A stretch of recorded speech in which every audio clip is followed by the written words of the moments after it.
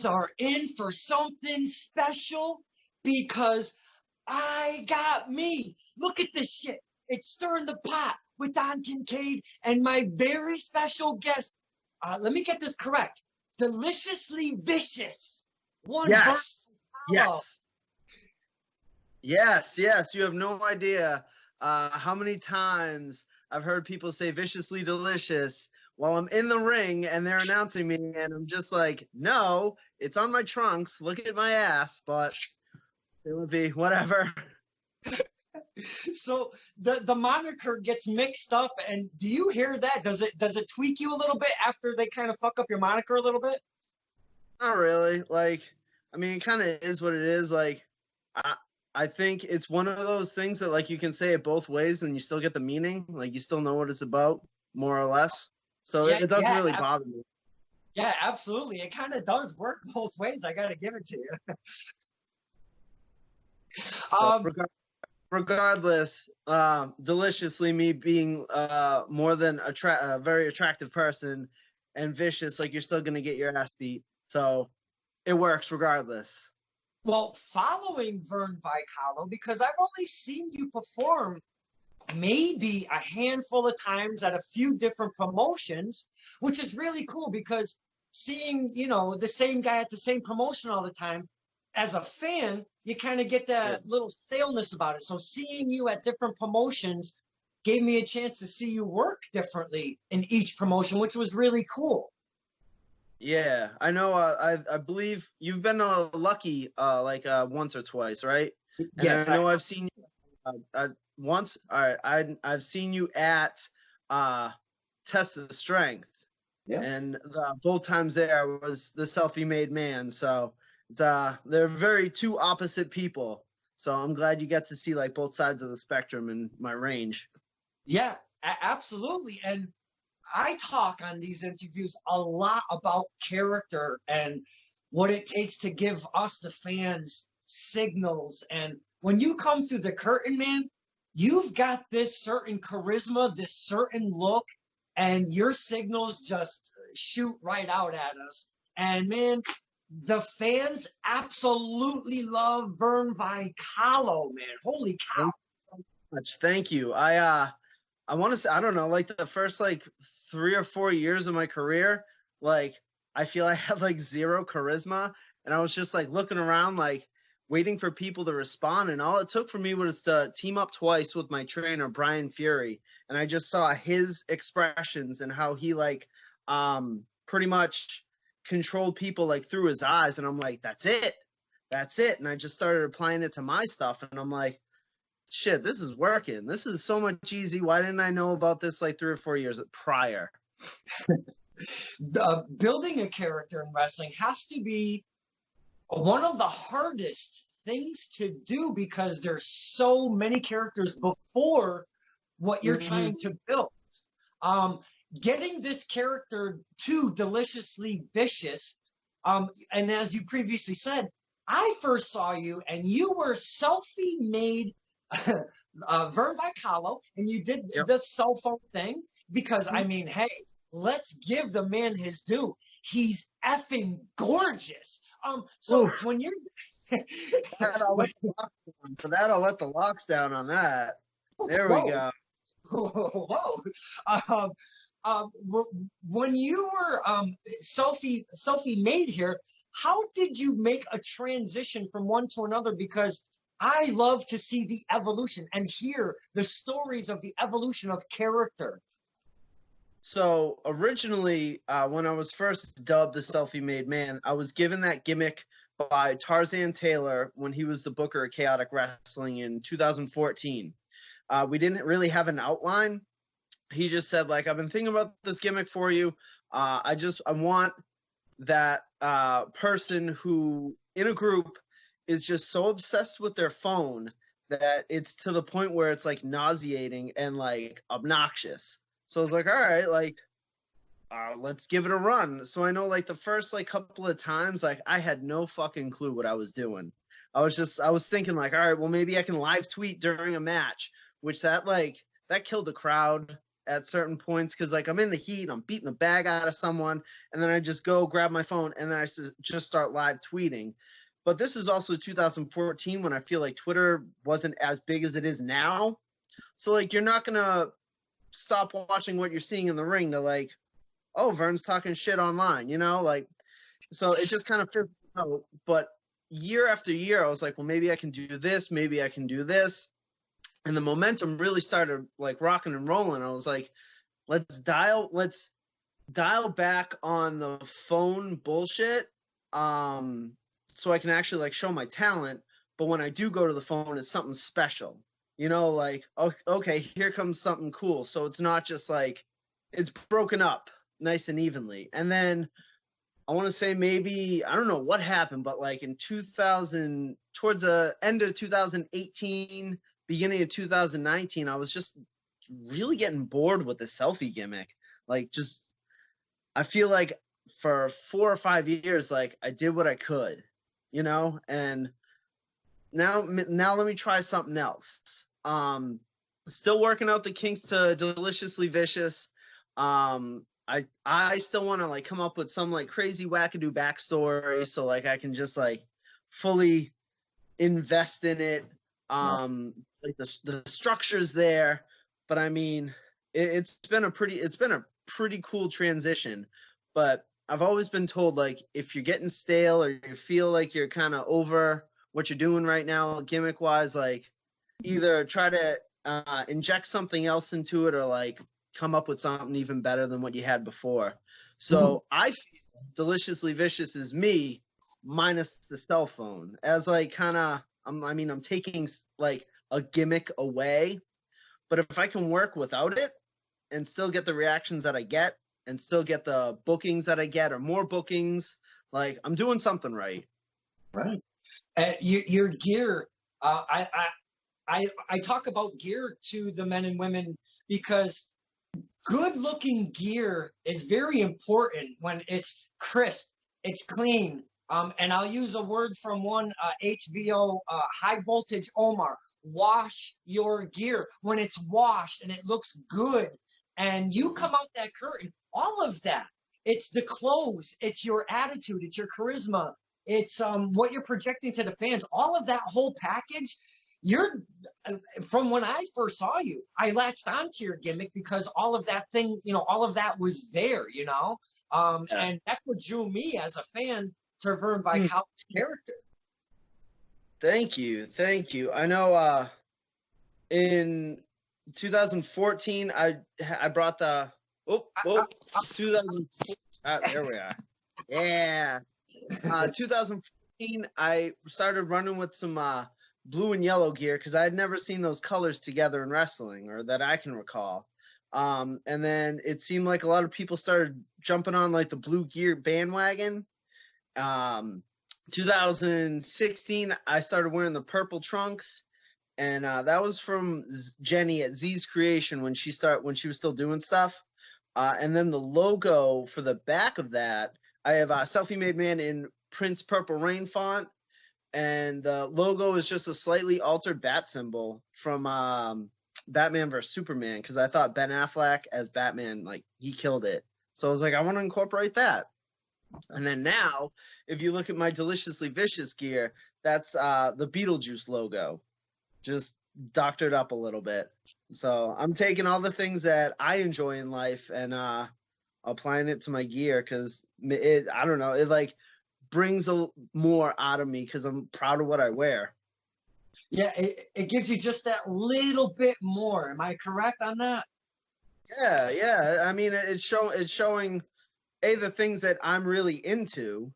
Yeah. And it adds to me, and it makes like if you're wearing gear that you don't like, you're gonna it's like I feel you're not gonna perform as good as you would just because you're not really satisfied with what you have. But if you have gear that you're like, man, this is dope, this is amazing, like you're gonna bust your ass out there.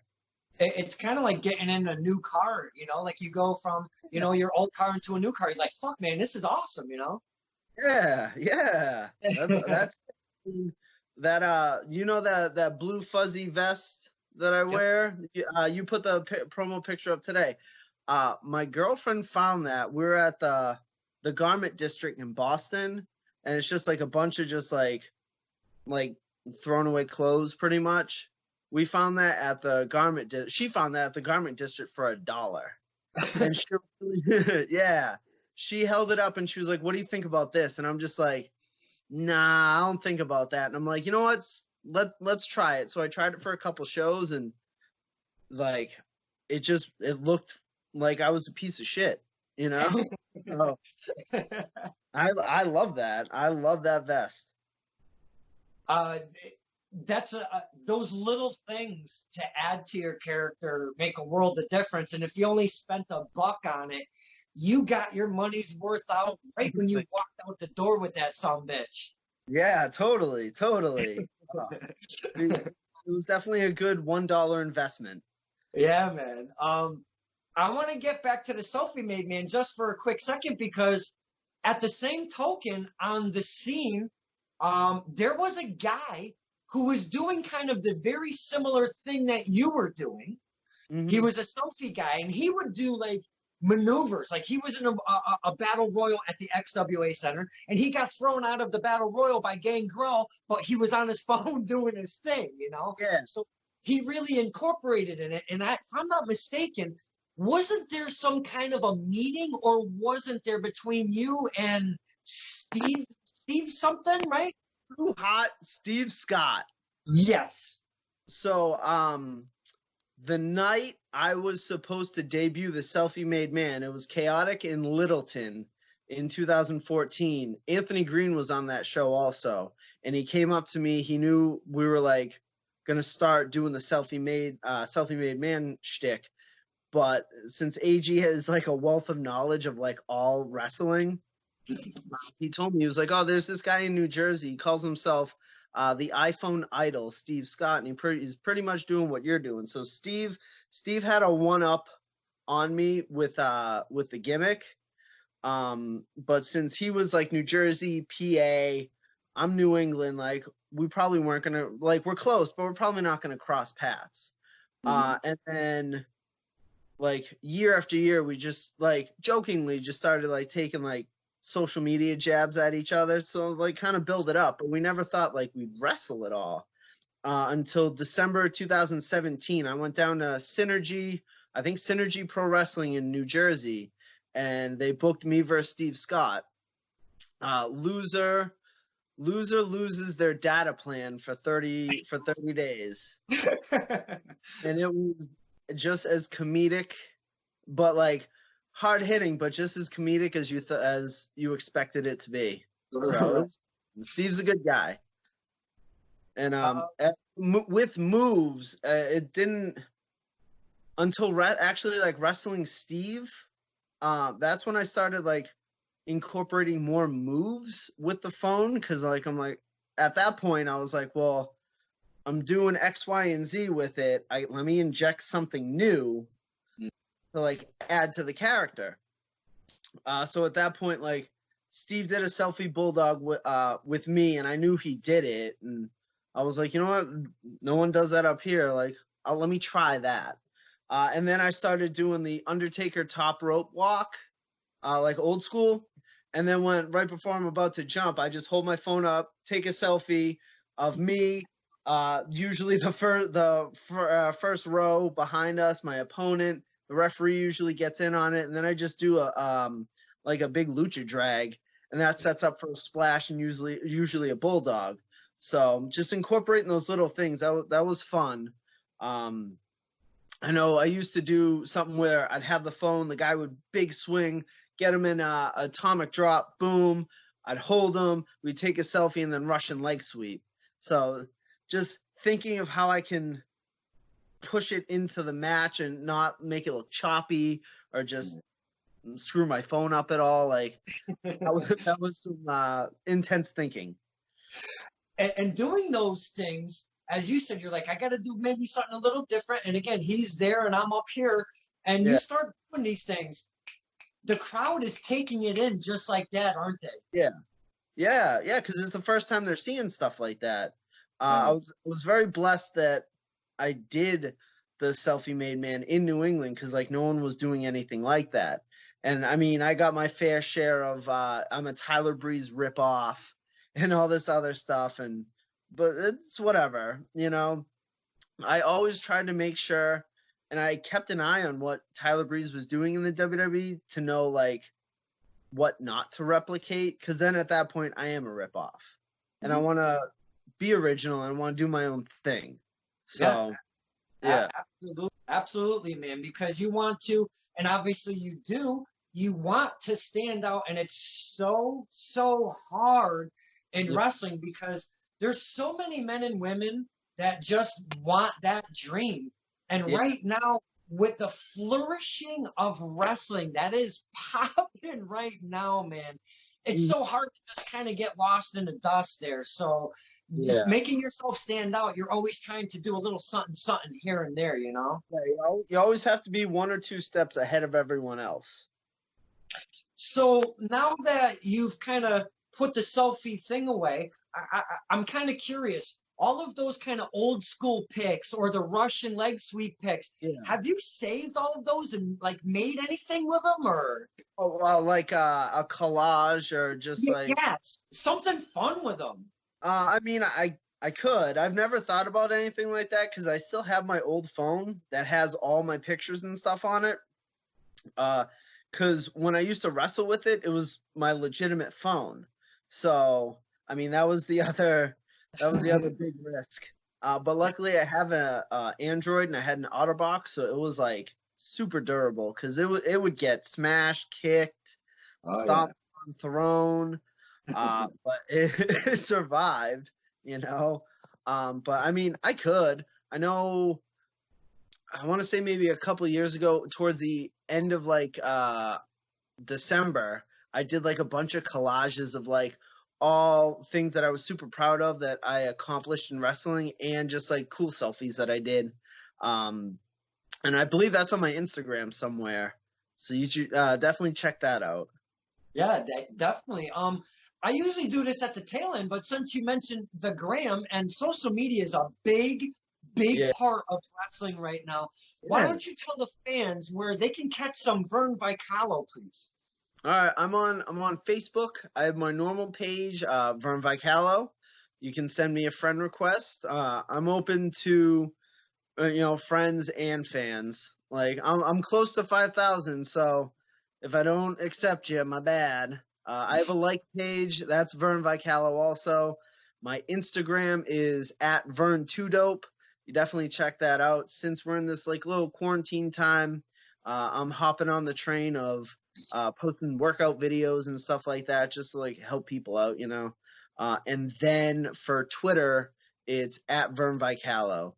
Not really as active on Twitter because I don't know. I'm just not good at Twitter for some reason.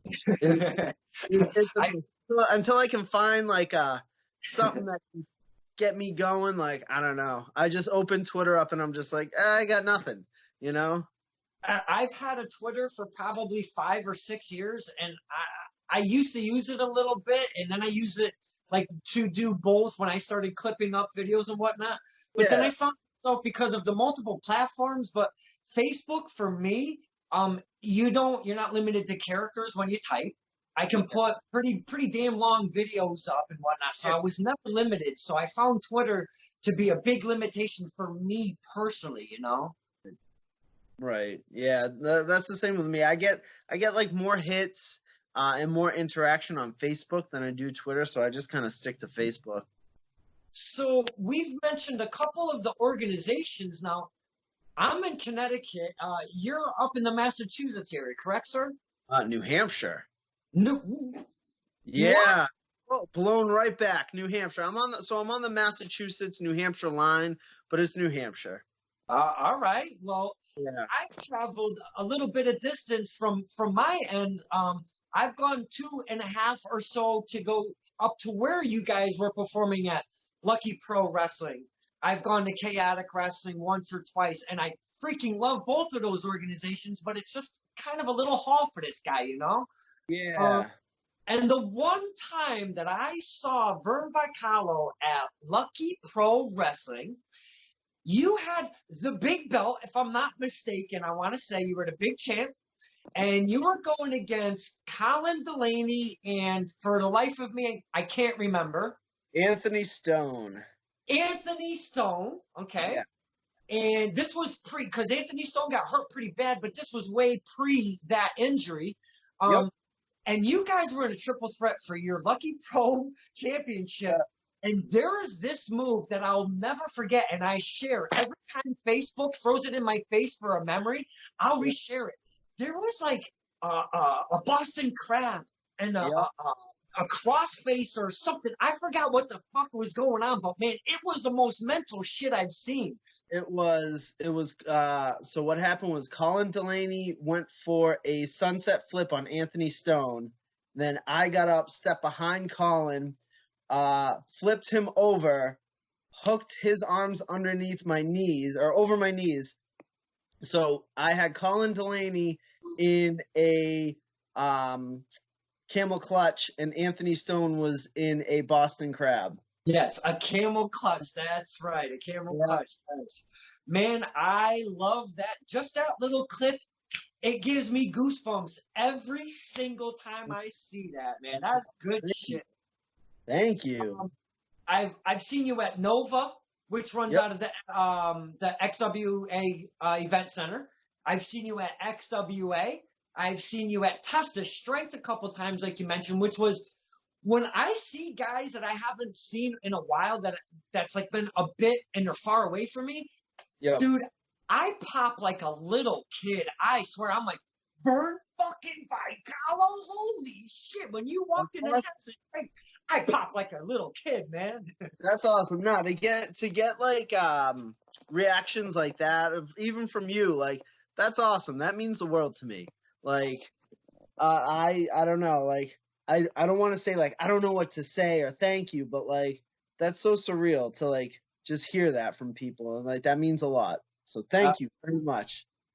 Absolutely, man. Because the guys and girls, they say without the fans, there's no us. Well, without you guys, man, there's definitely no us. So I always try to kind of it's a little melting pot with all of us mixed in to make that performance in the ring happen. And man, when it all works together, it's just some good fucking times, man. It definitely is 100%. Like the fans make this fun. Like we're all fans of wrestling from the start, and then the people that go venture off to become professional wrestlers, we're still fans and we love it. But to hear the fans like that pay money to like see me, to see AG, like Christian, and like to hear your reactions on if we're like heels or baby faces, like it's awesome. It's so surreal. Like there are times you really get caught up in the moment and you kind of have to like snap out of it to be like, all right, let's keep going, So when you're doing your performance in the ring, the little things that you're trying to think of, like say when you were the selfie made man, you're trying to think of, okay, where can I use my phone in the spot? Now, when things are happening and I'm trashing my own shit. When the crowd is reacting to different things in the ring as you're performing, do you hear us? And if you do, are you feeding off of that? Oh yeah, totally. Like I know, and I don't want to like sound cocky, or like whatever, but I know like when I do the old school walk on the rope and I pull the phone out, or just even because I still do it, when I do old school, like I stop, I'm like holding on to my opponent so I have balance, and I just like look around, make eye contact with the crowd, and like they just come up because I mean I think it's cool. So, and if I think it's cool and the crowd reacts to it, like, hell yeah, I have something that works, Exactly. You're doing something right for that moment for all of us. Mm-hmm. Yeah. And it's not just for you. It's not for your eyes to be seen on you because your opponent is being a part of all of that. And that's what I mean. The whole dance, it's got to all work, man. Yeah. Oh, totally. Because if like things aren't working and like shit just looks sloppy, you can feel the crowd on that too. Because like at that point, they're like, this kind of stuff, you know. So at Uh, that point, it's either you tighten everything up and like finish strong, or if you know something that can pop a crowd like that, like pull that card, you know, because you got to get them back somehow.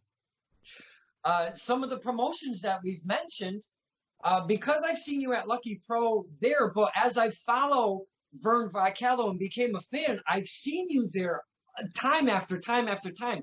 Is that your home promotion, Lucky Pro? I'd say so. Yes, I've been consistently booked for Lucky since October of 2014. Wow. Yeah, I haven't missed a show for them since I know mid to late 2014. So, and I mean, I was like their champ for like 3 years. So, they've been very good to me. Jim Burgoyne's very good to me. Chris Sullivan's been good to me. And I just feel like whenever I'm out there to give it back, because if they're gonna keep booking me, I'm gonna keep busting my ass out there. Yeah, man, that seems like a great relationship up there, and I so wish it was closer. And a couple of the men and women that I've reached out to that are out the Rhode Island way or out that longer Massachusetts drive, I just got to suck it up and do one visit and just sprinkle it a little bit because I miss all of you men and women out there, man. We miss seeing you. You know, I know you get pretty live and pretty rowdy at shows. So Well, I try to do my part, man, and especially like even if there's a lull, and I'm not trying to be, I'm not trying to take away from the what's going on in the ring. I'm just trying to get whatever's not going on around me. Like if I just start booing because nobody's even reacting, like maybe they don't know who said Vern Vicallo is and they don't react, right. I'll fucking boo as loud as I can. Yeah, no, like, and that helps. Like, not saying like you're a plant in the crowd, but like you know who to cheer, you know who to boo. You've seen enough people that I'd assume if there are certain chants that need to be chanted, or like you could look at me and be like, "Selfies suck." You'll get a reaction out of me, you know, uh, and then the crowd can follow suit, and then I can start going like telling everyone else in the crowd, like, "Hey, come on, let's stop this. Like that bothers me," you know, and like just start playing along with that. So it's definitely helpful. Yeah. I know. I think one of the last times I was at Test of Strength, it was me and Dan the Man, and I don't recall what you were saying, but I know you were saying some stuff to me and Dan, and there were a couple times where I was just like biting my tongue because I just wanted to laugh so much. That's, but you know, I have to say that I personally fuck with a lot of the refs in that manner because I try to get them to break, and I know you're not supposed to, but I really tried to mess with those guys and girls. But it's trickled down from trying to mess with you guys and girls in the ring just to get that little smirk out of you. Yeah. No, it's appreciated. It's appreciated. Man, it's some good shit. We have so much fun, man. Yeah. You spoke of Brian Fury, and in New England, if you don't know Brian Fury's name, you need to go out and bury your head in the goddamn sand because Brian Fury's the man around here. Please, please, give us. Yeah. It's not just New England, because his reach and his touch on the wrestling industry is actually not even just around the country, it's global. Yeah. I want you to describe to me and the fans what it's like to get the tutelage of Brian Fury and what it's done for your career. Brian's done a lot for me. I'm not as frequent at the school as I should be, but I definitely plan on going back. But everything he's ever told to me, it like stays in here. At the school, Brian's no nonsense because he wants the best of his students and wants the best from his students. So it's kind of a tough love thing, but it's just because he wants us to be the best that we can be. There are a lot of drills, a lot of on the fly train, not on the fly training, but like go in there. He'll just say 2 people in, just random 2 people get in the ring, and he's like, all right, give me like a 3-minute heat, and it helps everyone how to like work better. Mm-hmm. And then, I mean, he'll critique matches. He's just overall has his hands in like so many things, and he'll give you as much attention as he can give you because he has like so many other students that he has to, you know, attend to and help out also. But like I said, even those couple of matches where him and I teamed, just like watching him and how he does things and how he stalks and how he looks at the crowd and just like the intensity in his eyes, like that was, to me, that was like on the job training. And I mean, I use that every time I'm in the ring, just because like I look up to Fury because I think he's amazing. I know he's like one of the best in New England, you know? So, but definitely, I want everyone in New England that, you know, trains around New England to at least like go to the New England Pro Wrestling Academy once and just see the different style and see how Brian can help people, you know, because he look at Dijak, you know, Sasha Banks, all of them. Dude, the list goes on. Who's on TV right now? The list goes on. Who is under the tutelage of Brian Fury, and I love seeing those men and women from our area being on TV week after week and shining like they are, man. It's been amazing. Yeah, 100%. I mean, I started training in 2010, and I was only there for like 4 months. But Sasha was in my class. And then I came back in 2012, and then that's when Dijak was me and Dijak were in the same class. So like, I mean, I've got to be in the ring with both of them. I was Dijak's first match in Chaotic. So, my girlfriend's sister just randomly sent me a text one day. She was like, I went on Dijak's Wikipedia page and you're on it because he wrestled you in Chaotic. I'm like, hey, do something, you know? Awesome. My name's out there somehow. You talked about some of the now men and women on the TV now, and you've shared a ring. They were in training with you and such. Now, for someone as yourself that's doing, you know, pretty good on your own, that's maybe looking to get to that next step to be where they're at or where it's taken them. Yeah. I have to ask because I don't know the insight, and I'm sure a lot of fans might be curious on this. Mm-hmm. Does a certain, and I'm just going to use the word jealousy, does a jealousy come over up here, you know, like someone that is still, you know, kind of doing their thing, but has seen their peers move on? Or is there a sense of, you know what, my sister and brother, they did their thing. Now, that just drives me a little bit more. How do you handle those situations? For me, I'm not looking at it as jealousy because to me, it just proves that they busted their ass harder than I have, which that's my own deal. You know, that's my own issue, and that's something that I have to work on. I can totally sense, or I can probably tell you that there is probably jealousy amongst others on like, oh, why'd this guy get a spot and I didn't? Right. But for me, like, props to them. They did it. I know Dijak had many WWE tryouts where he was told no until he finally got the yes. You know, props on him for, you know, keeping his nose to the grindstone, just busting ass. But for me, no jealousy whatsoever. I'm 100% happy for them. From others, probably jealousy, but it just makes me want to work harder.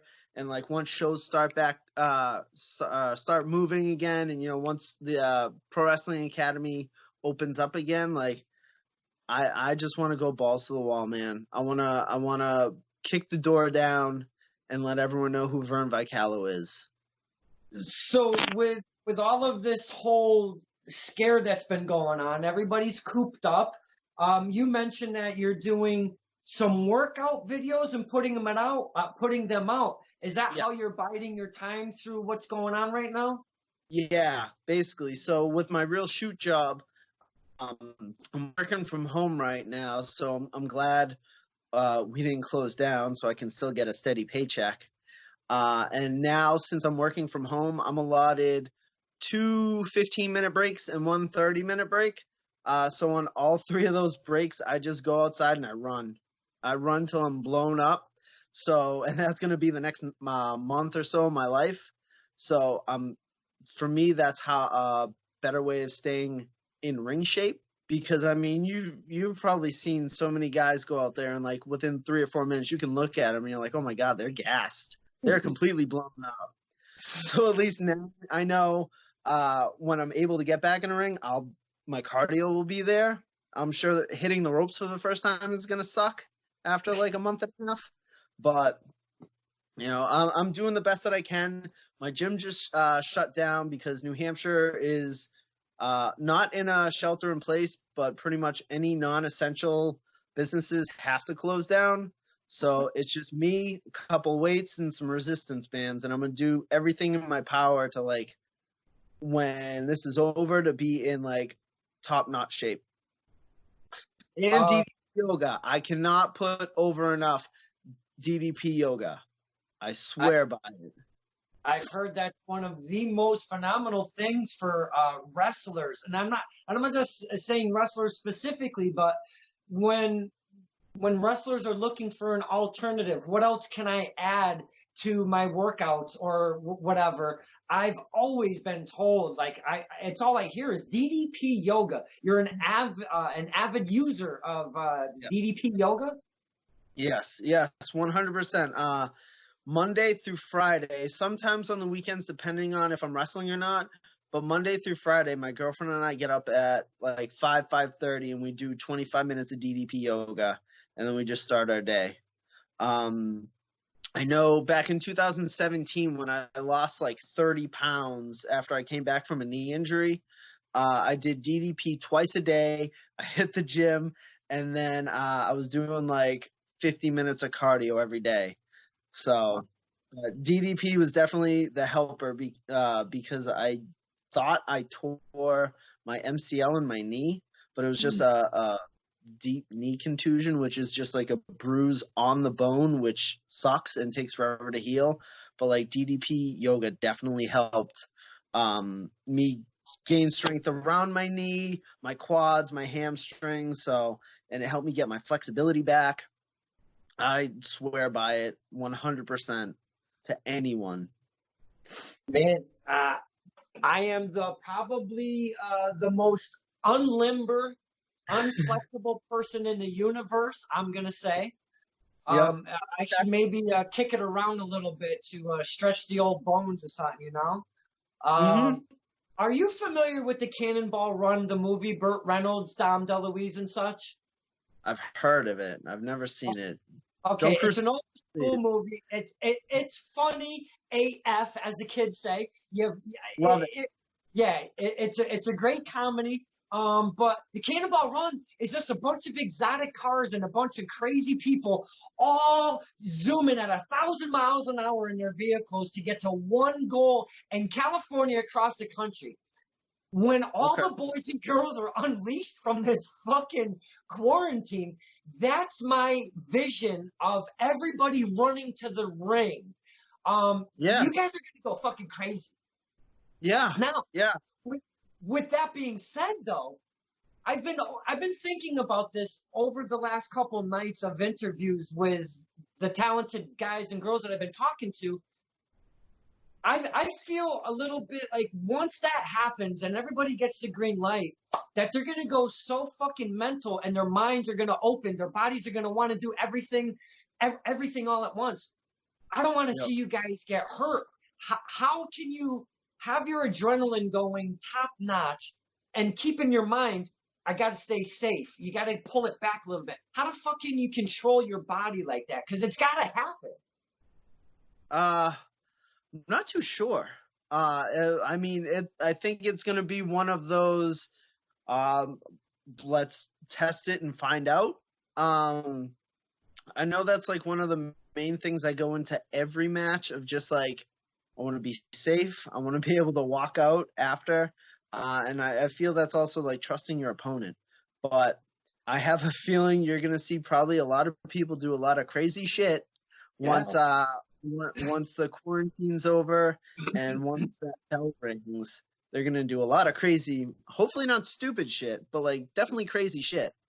But again, that's why I said, head back to the New England Pro Wrestling Academy so I can at least like get my footing right, make sure like I'm hitting the ropes right, like because you got to keep up on the basics and the small stuff to do the big cool stuff. Yeah. I want to make sure my timing's right, everything. I don't want to just a month and a half, 2 months, I haven't wrestled, and then like, oh, I'm ready. Let's put the knee pads on. Let's put the boots on, and let's go out there and have a banger. Right. It's the same thing because I played guitar for many years, and I compare music and wrestling a lot because there's so many similarities, and like I got all my crap right here in the corner. I mean, I kind of stopped music, jumped into the wrestling scene. But I mean, I can get up and noodle around a little bit, but to be able to say, yeah, I can just go and run through like Bark at the Moon or 2 Minutes to Midnight and be like, yeah, I'm going to be spot on. There ain't no way, man, Right. So it takes a little bit of feeling around, and being like, oh shit, what was that part? Or what was that part? So it's, again, very similar with the wrestling and music. Oh, yeah. No, totally. You got to keep practicing. And right now we can't practice. So all we can do is just be at home and stay in the best shape that we can.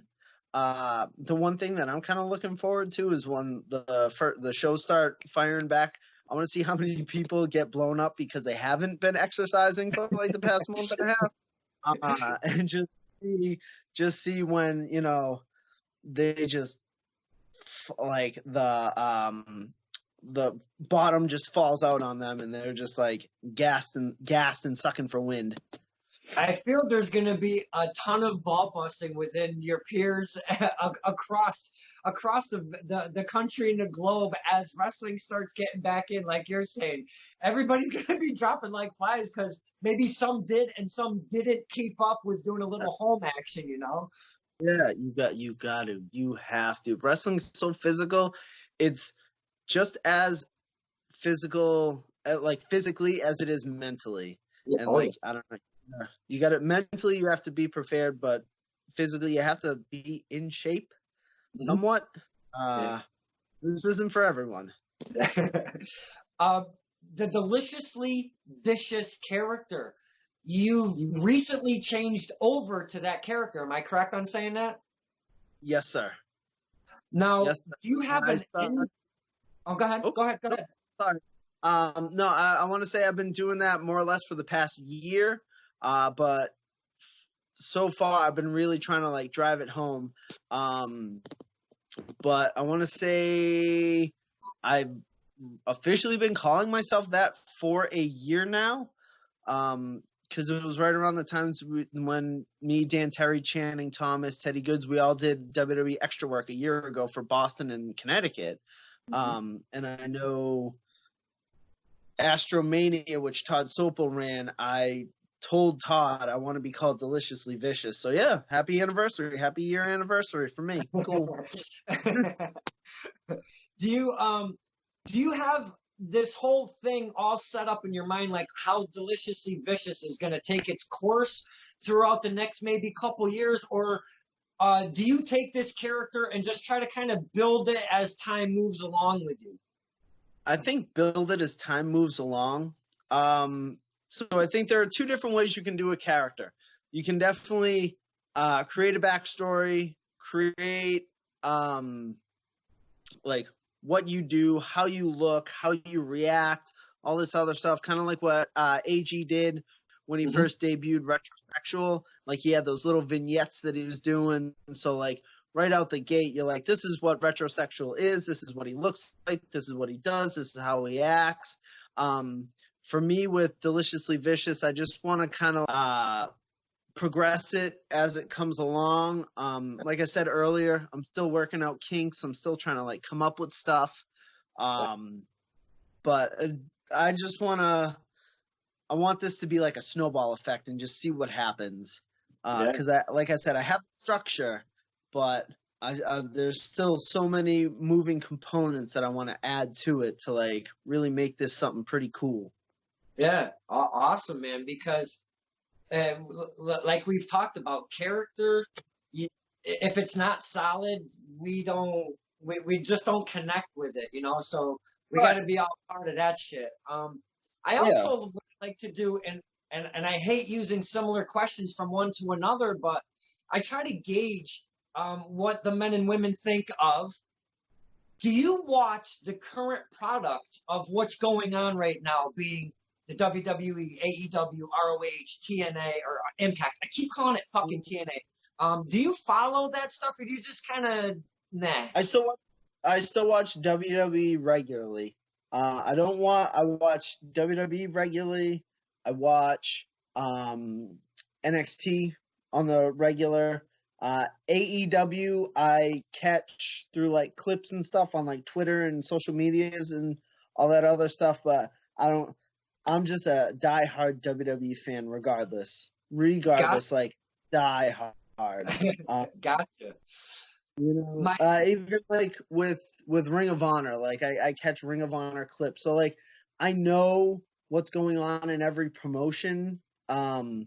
Not 100%, but I know who people are, and I know like certain angles that they're going through. TNA Impact is just kind of hard for me to watch because like I feel with them like if you don't watch like 1 or 2 weeks, you're completely out of the loop and have no clue what's going on.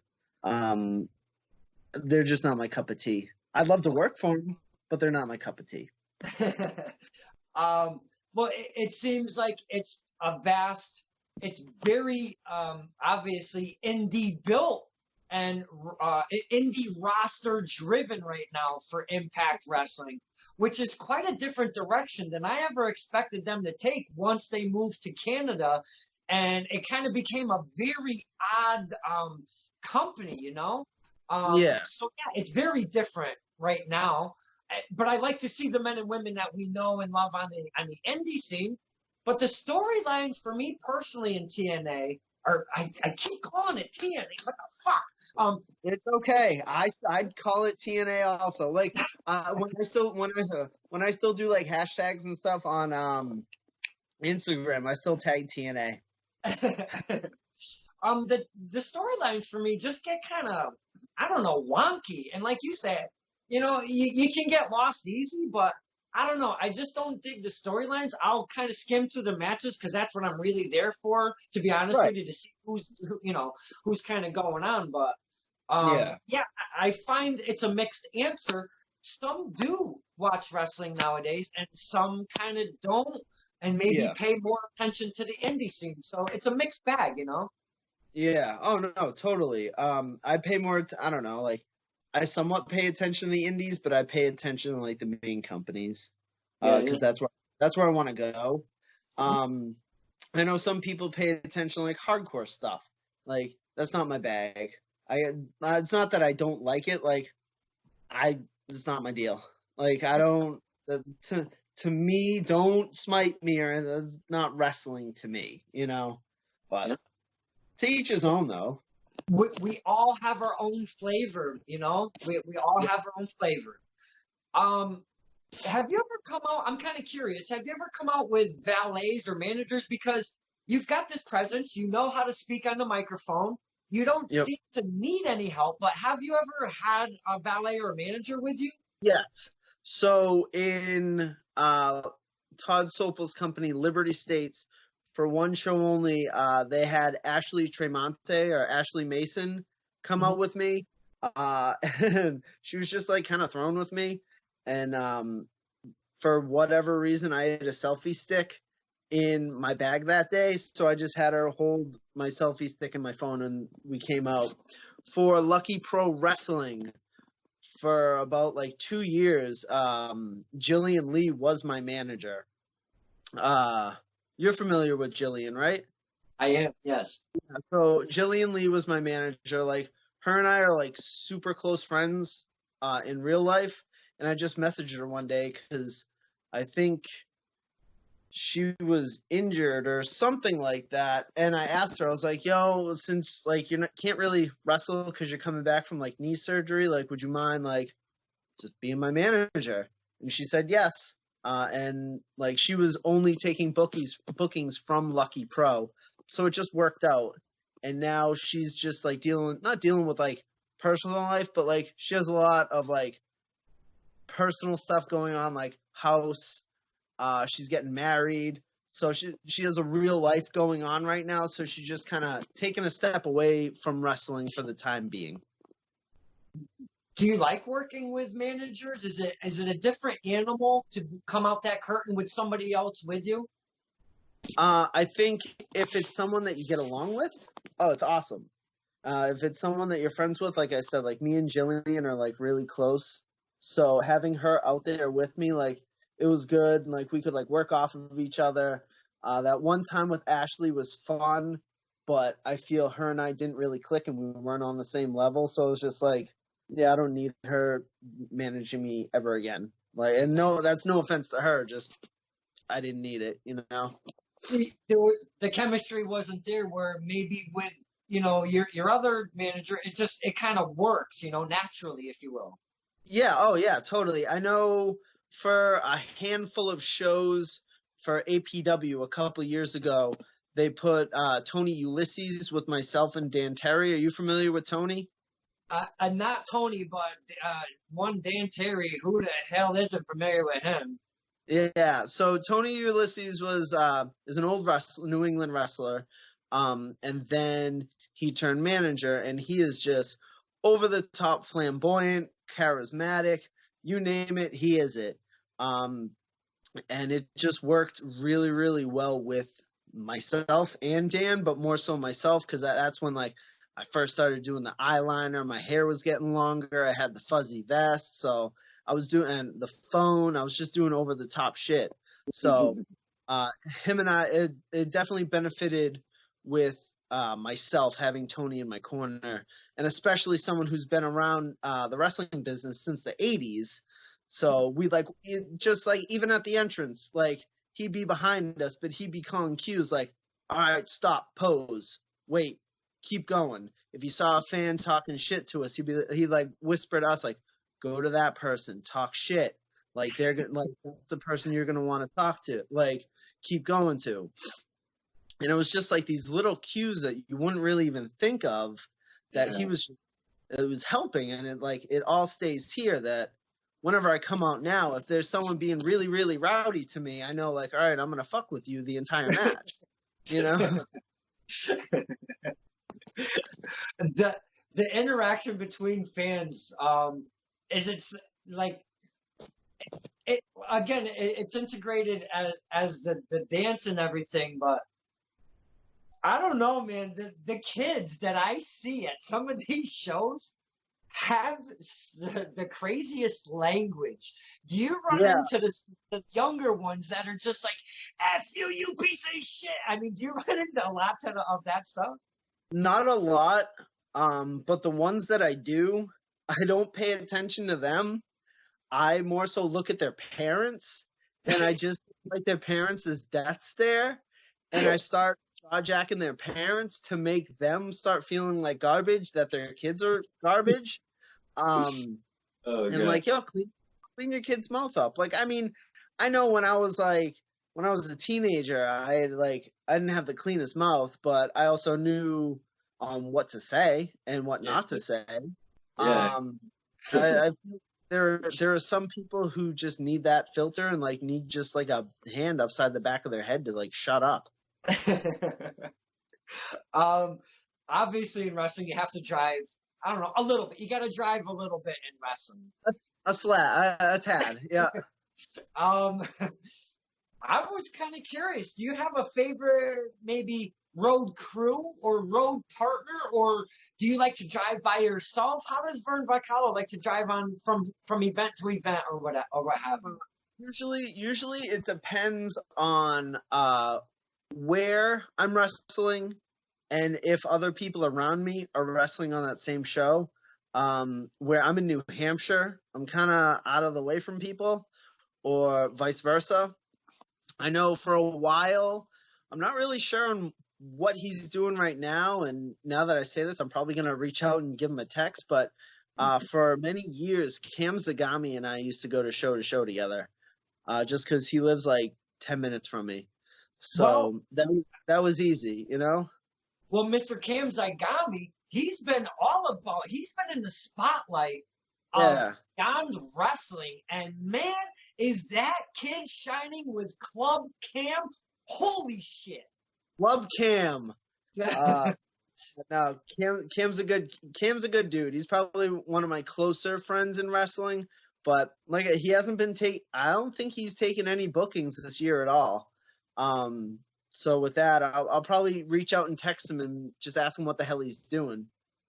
But Cam and I would drive to all the shows together. Right now, I just usually drive myself because like Lucky Pro is, I want to say 45 minutes from me, which isn't bad. APW is like 30 minutes, so I don't need anybody. The furthest I go sometimes right now is NCW, which is closer to Rhode Island. And usually with that, my girlfriend just hops in the car with me because she's gonna like sell my merchandise and stuff like that for me. So for me, it all depends on the show, who's going, and if they're close to me, and that's it. Having that support group as being your partner, your wife or girlfriend. I'm sorry, I didn't mean to overstep you. That has to be a big part of wrestling as well. Having that support partner with you that is like, you know what? Wrestling, you know, they're not driving down your throat. That shit's fake. Why are you doing it? Get a real job, blah, blah, blah, you know, or what have you. So having that support system with you, even going to the shows and helping you sell your merch, that has to be like one of the biggest parts of wrestling. I would have to say, no? I agree. It is. I was lucky enough that I was with my girlfriend for like 5 years before I started wrestling. So we already had like a great relationship. And now this November we're going on 15 years. So I lucked out. She's cool with it. She knows that if I get fucked up in a match, she's probably gonna have to take care of me for the rest of the weekend.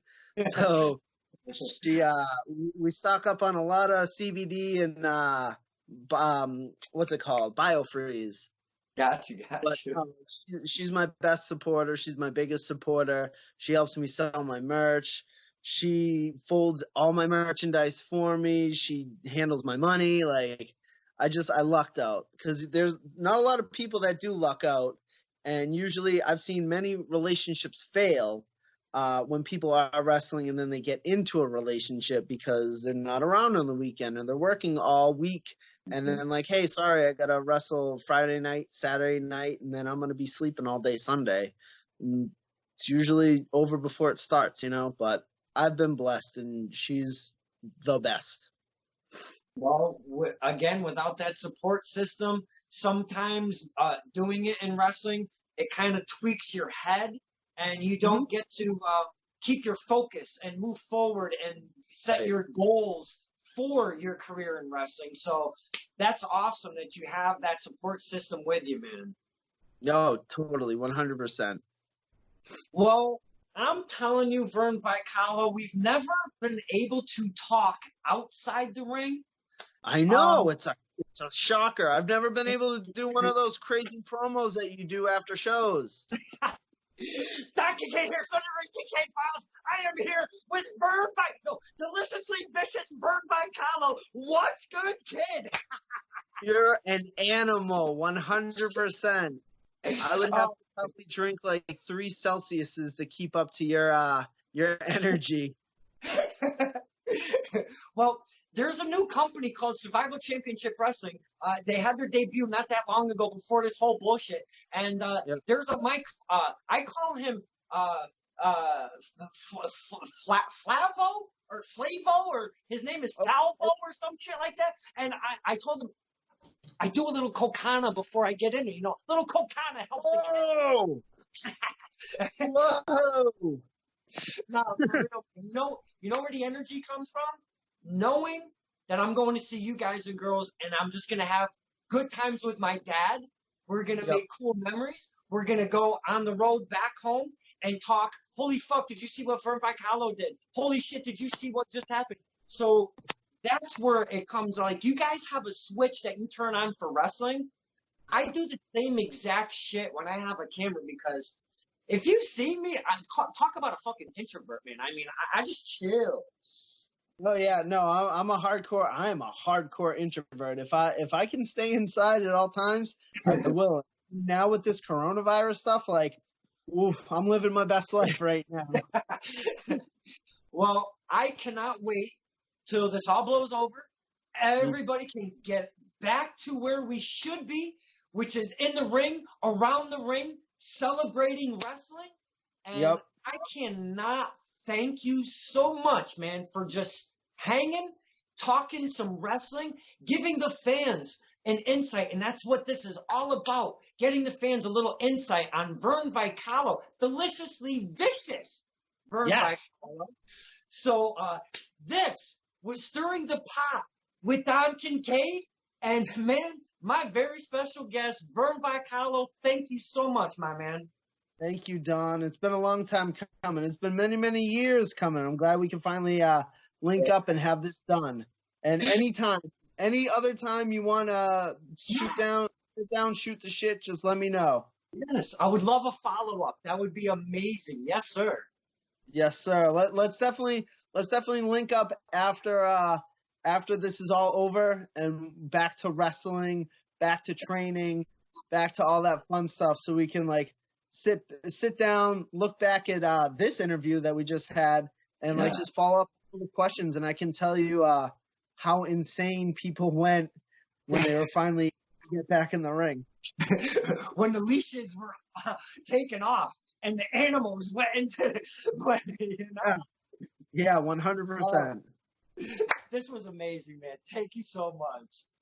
Thank you, brother. Take care. Have a great night. And all you Kincaid followers, fans, you have a wonderful night as well. Stay safe. Yeah, man.